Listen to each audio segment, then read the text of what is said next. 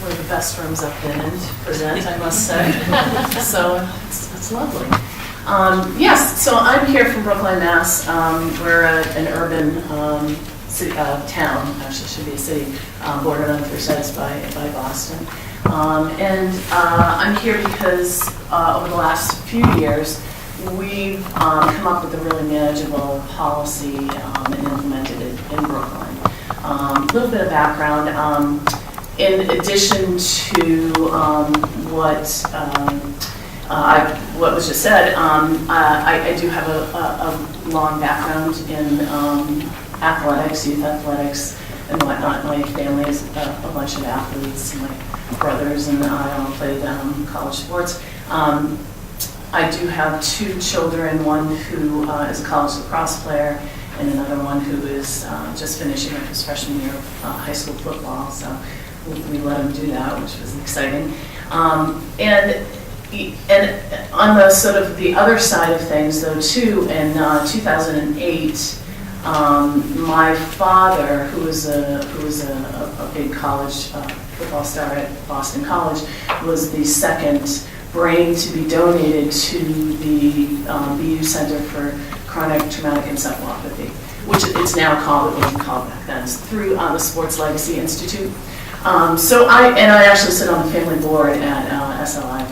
So I do have sort of the alpha and the omega of, if you will, of concussion. I've seen it all, and I can tell you that my one brother who played Division I football for many years is concerned, you know, about his lifetime of football. But again, I'm here to really talk about what we've been able to effectively do. And just even judging from my background, I told you that in 2008 my father's brain was donated, but there's a big lapse in time there from the time that happened, and sort of there was a whole year that we were trying to figure out what was going on and the results that came back from that. And then there's still a lapse in the time that as a park and recreation director in this industry for 25 years, that I actually put that into my professional life and use that information to make that happen in Brookline. So I'll tell you how that all went down. And in some of the things I'm going to go over today, I'm going to give you a brief history of the evolution of the concussion, our education and policy, I'm going to give you a little A to Z, how the policy and guidelines were created, and I'm going to tell you if it's working for us and how we're judging if it's working. And then how I feel policy can be implemented in other communities, and exactly what I think my opinion is that the challenges are with implementation. So as I said, my dad was a family donor to the BU Center for Chronic Traumatic Encephalopathy. Helped to, actually, his brain was one of the brains that helped to determine that CTE factor with Dr. Ann McKee and Bob Stern. Through Chris Nowinski and Bob Cantu there at SLI. They're a great team. But it wasn't until 2011 when a local pediatrician in Brookline came to me to say, hey, I am seeing a lot of concussions and post-concussion syndromes, a lot of stuff lately, and I feel like we need to do something about this. So what she and a neuropsychologist who is in our town as well, Dr. Neil McGrath, thought we should start off by doing was to try to offer some baseline screening en masse to some of our organized youth sports. So we actually did that in 2012. We got a grant from Dick's Sporting Goods, and we started to offer impact testing, sport-specific impact testing in our computer lab in the high school. We also offer, and still do, we still do offer this, and we still do offer drop-in at our admin offices in town. So we thought we were just doing great. We thought we were just tops. We were doing this great thing. But after about 6 months, we realized that that the most important part of that impact screening or testing was the 20-minute PowerPoint that we were doing ahead of time for the students and the parents who attended. Parents would leave when the kids started the testing, and we realized we really weren't doing a very good job of this. We were offering a small piece of a puzzle that really wasn't coming together. So we kind of took about 10 steps back, decided that we needed to address this if we're going to do it, we're going to do it. That was my view of this. Then let's figure out how to do this right. Let's figure out what all the elements were and how we were going to make this work in our community. So what we did was we started in 2012 to develop a policy and marketing campaign, and then in 2013 we implemented. So what we know from all the research too, and this is actually a slide from Neil McGrath, that these are the 5 elements. As you all know in this room, this is not new news to you, that there are 5 elements to safer and smarter concussion management for the student athlete. Education, testing, evaluation, support during recovery, and then concussion policy and return to play guidelines. Now we know that there are really only 3 things out of that we can effectively work on as Park and Recreation Agency, and that is concussion education, baseline testing, which we were already offering, and then the third and most important was the concussion policy and return to play guidelines.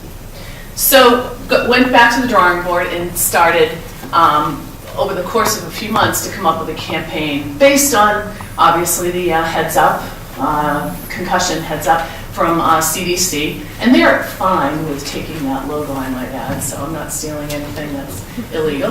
And so what we did was come up with this campaign. I think there was a flyer, there may be one in your packets, but basically it just is it's a public service announcement, if you will, and we came up with this in-house.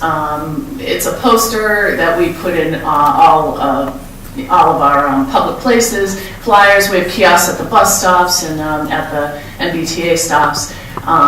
We post in medical offices, which is very important, and in a lot of businesses as well. And it is, I want to say, it's not, it wasn't a one-timer. This is an ongoing campaign that we do fairly frequently, I would say quarterly, throughout the year. Whenever our brochures go out, program brochures go out. So the second part was the impact screening, which I already kind of went over a little bit, but just to kind of give you a little Berlitz version of this, what we're doing, ideally they're conducted in the preseason or the off-season. They're administered in a group format in a computer lab, typically at the high school.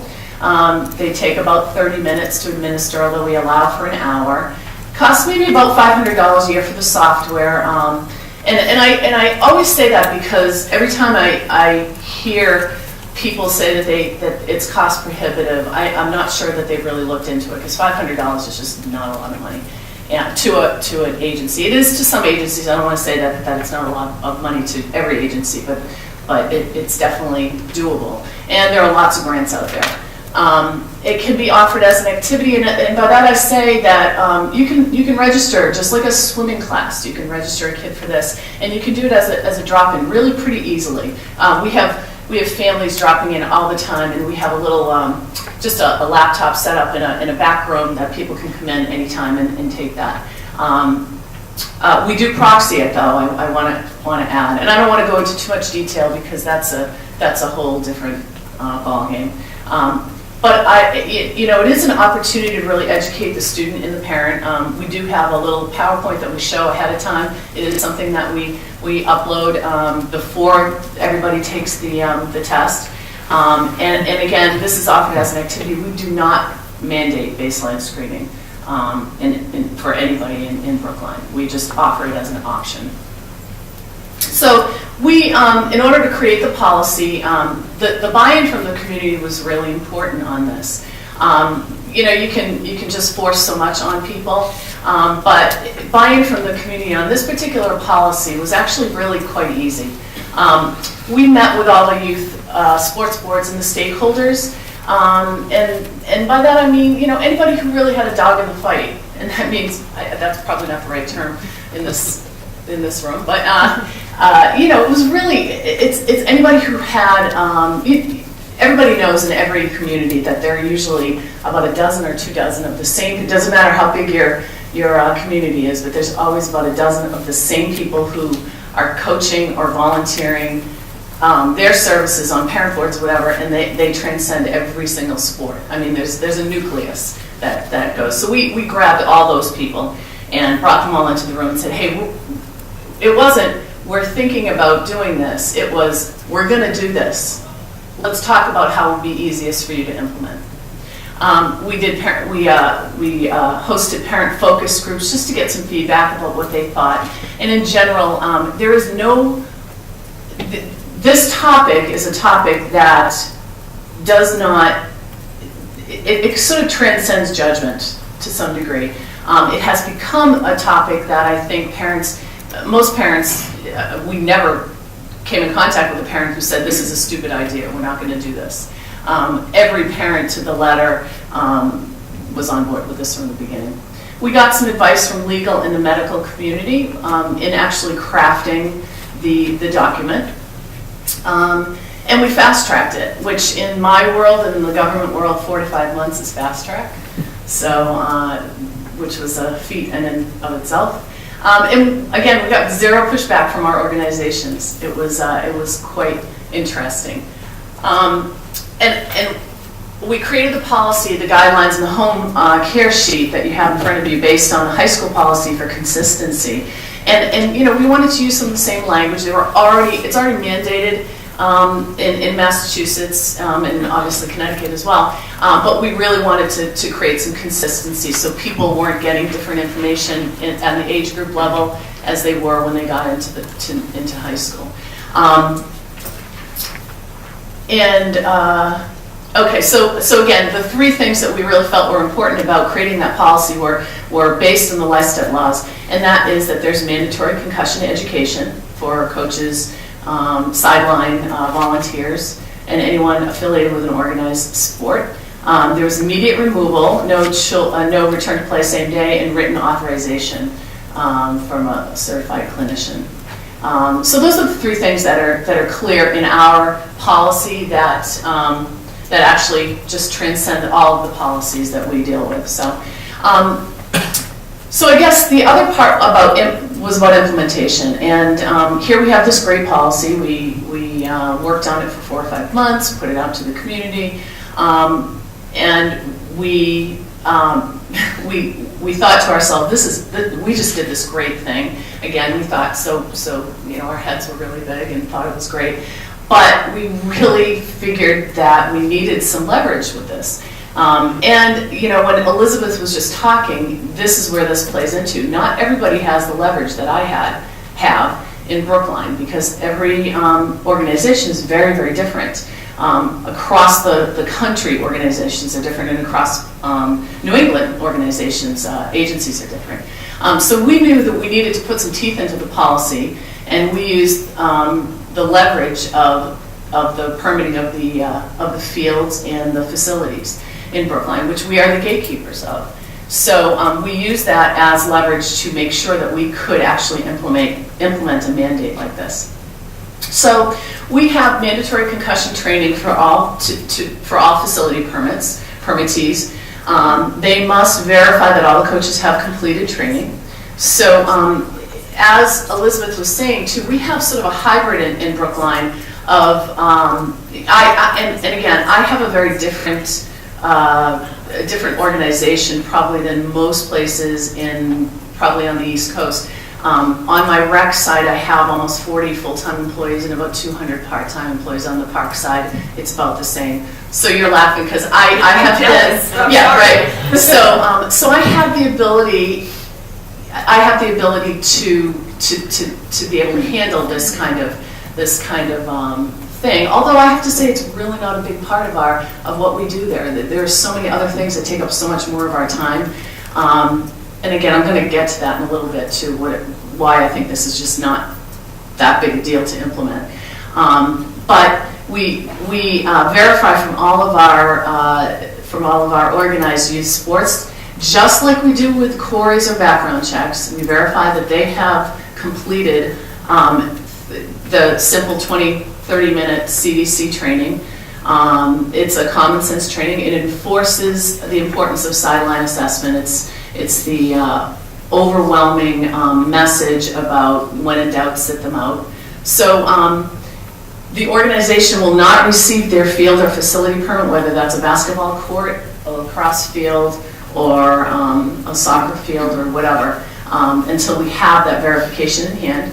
Right now we have 100% compliance, and just in terms of numbers, in the spring alone, in our rec soccer program, we have 100 soccer teams on the rec side, so there are about 200 soccer coaches each spring and each fall, and that doesn't really even include all of the travel program, and then certainly all of the other sports that we have, basketball, lacrosse. There is Pop Warner. We have it all, obviously, in Brookline. We have easy access to that information on the website. We have a checklist that we use, and so far it's been actually very easy for us to implement. And when I say it's a checklist, there's a zero tolerance policy. There's a code of conduct policy that we ask all of our coaches to adhere to and sign off on. This is yet just another column that we are collecting. We're already doing a lot, and most agencies are already doing a lot to ensure that their coaches, volunteers, whomever on the sidelines are doing what they're supposed to be doing and are qualified as much as possible to be doing what they're doing. So for us, it's been all about the leverage and exposure. And again, while many of the national and club organizations are doing it really well, USA Hockey, that was kind of cool to hear what Tom was doing. They're doing an incredible job with that stuff. US Soccer is doing a great job, and lacrosse too. But the rec leagues so far have really not done a very good job. And I really say that has to do with the disconnect from the public recreation, park and recreation agencies in deciding whether or not it's their job. And oftentimes that's difficult, as Elizabeth was saying. You have parent-run boards, you have a lot of issues that are going to come up, but I do feel in many ways there's a way to make that happen. There are a lot of kids in rec leagues alone that aren't affiliated with club or youth or organized sports on the national level or national organizations. There are a whole heck of a lot of them. And the number, I actually was trying to come up with a number for that, and it virtually is impossible. But we know that there's a lot of them. So what I'm here to say, though, and why I believe it's so important, though, is because the benefits of exposing parents to concussion training early is that they are all the ones who are on the fields at that rec level. That's the most important demographic to get to if we want to distribute and disseminate this information as much as possible. In 2013, I have a little note there that there was $5 billion in charitable youth sports organizations in 2013. So, that goes from your AAUs down to your youth soccer organizations. You have the highest number of youth participants in very young sports such as soccer and t-ball. And that's not to say that you're going to have the highest level or a high level of concussion at those ages. You certainly do not at the 5, 6, 7-year-old level. But that's the age that the kids are still influenced by their parents and what they say. They still listen to us at that age, believe it or not, I think. We're talking, I think, at this level about dinner table talk. And we're talking about planting the seeds at an early age with kids by a parent who has some information about it, like I said, at the dinner table, in the car, on the way. We've all been there. You're driving your kids everywhere. That's, you're a taxi driver. That's what you do. This is an opportunity. Once you have that 20 or 30 minute basic information, it's an opportunity to really get to those kids early. And that's where I think the connection for park and recreation organizations is the most important. That's where that void is, and I think that's a gap that we can fill. Continuous exposure, it becomes the norm.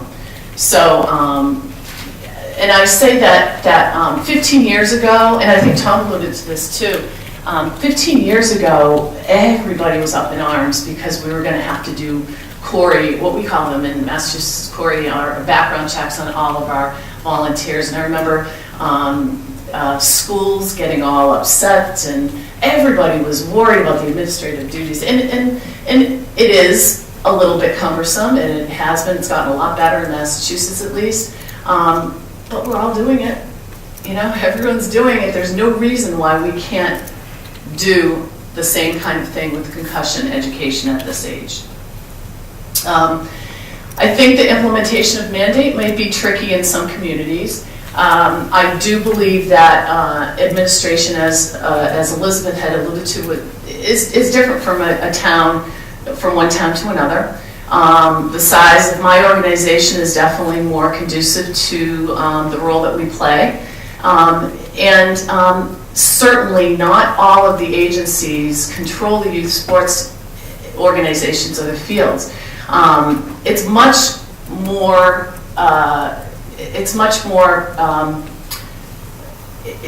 prevalent that the Park and Rec agency controls all of the fields, but not necessarily the organizations. So again, I do feel like that's your piece of leverage in most places.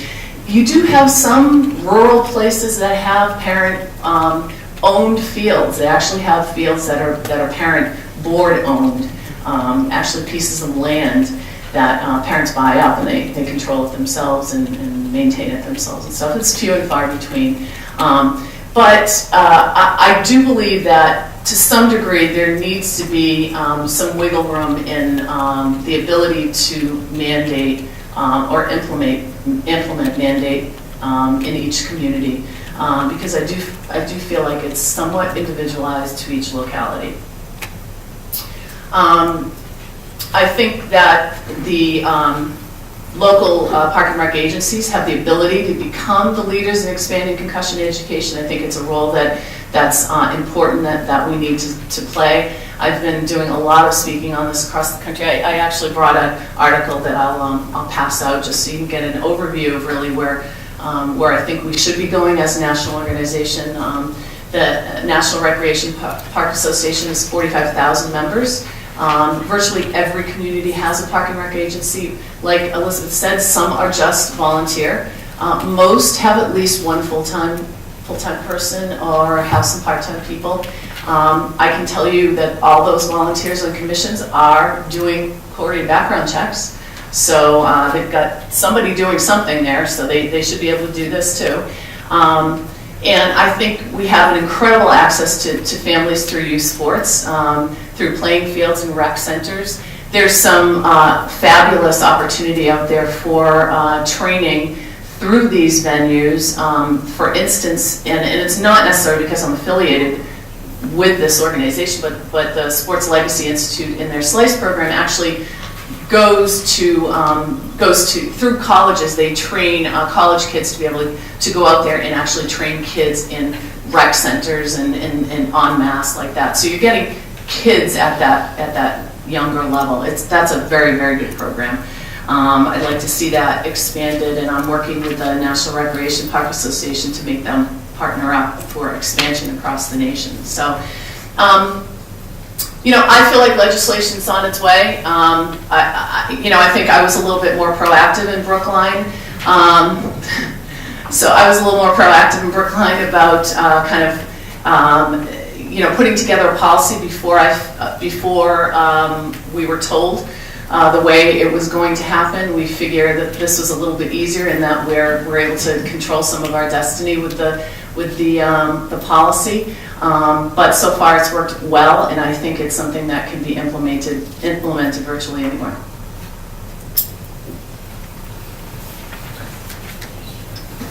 Thank you. I did have one question though, if I could ask. You said that you do impact testing for all these people. What do you do for the different age groups, for the ones that are less than 11, and then who checks to see if they're valid? Sometimes these people come to our clinics with invalid baseline tests. Do you have? So we actually don't we don't baseline test under the age of 11 at this point. Okay. We've done some 10 to 11s, but nothing younger than that. I'm sorry, I should have clarified that. But with impact, there is, we get a report back that says if there's I'm not sure if you're probably familiar with that, and there's a report that says that questions the validity of something, so we do contact those parents. We never see the results, we're just sort of a pass-through organization, if you will, and clearly only the physician would see the results of that. Okay.